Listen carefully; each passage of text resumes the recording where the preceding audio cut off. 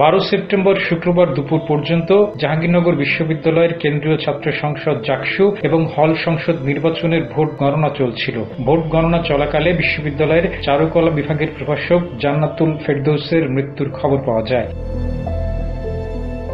চারুকলা বিভাগ থেকে জানানো হয়েছে, শুক্রবার সকালে ভোট গণনার সময় জান্নাতুল ফেরদৌস হঠাৎ অসুস্থ হয়ে পড়েন। এরপর তাৎক্ষণিকভাবে তাকে হাসপাতালে নেওয়া হয়। বিশ্ববিদ্যালয়ের প্রক্টর এবং নির্বাচন কমিশনের সদস্য সচিব অধ্যাপক AKM রাশিদুল আলম বলেছেন, রাতে সবাই ক্লান্ত হওয়া এবং পোলিং এজেন্ট না থাকায় একসঙ্গে সব হলের সংসদের ভোট গণনা শেষ করা যায়নি। সকালে প্রীতিলতা হল সংসদের ভোট গণনার সময় ছিল। জান্নাতুল ফেরদৌস তার অন্যান্য সহকর্মী সহ ভোট গণনা কেন্দ্রে এসেছিলেন। এরপর সিনেট হলের দরজার সামনে হঠাৎ পড়ে যান।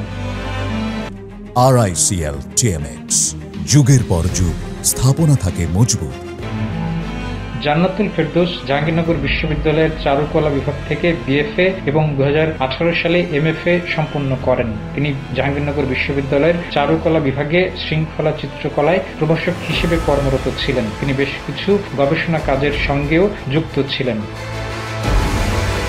জাহাঙ্গীরনগর বিশ্ববিদ্যালয়ের এবারের নির্বাচনে মোট ভোটারের সংখ্যা 11,897 জন। কেন্দ্রীয় সংসদের 25 পদের বিপরীতে প্রতিদ্বন্দ্বিতা করেছেন 177 প্রার্থী। বামপন্থী, শিবির, ছাত্রদল এবং স্বতন্ত্রদের মিলিয়ে সর্বমোট 8টি প্যানেল ছিল এবারের জাকসু নির্বাচনে। বৃহস্পতিবার 11 সেপ্টেম্বর দীর্ঘ 33 বছর পর জাকসুর ভোট গ্রহণ হলেও শুক্রবার দুপুর পর্যন্ত ফল ঘোষণা করা হয়নি।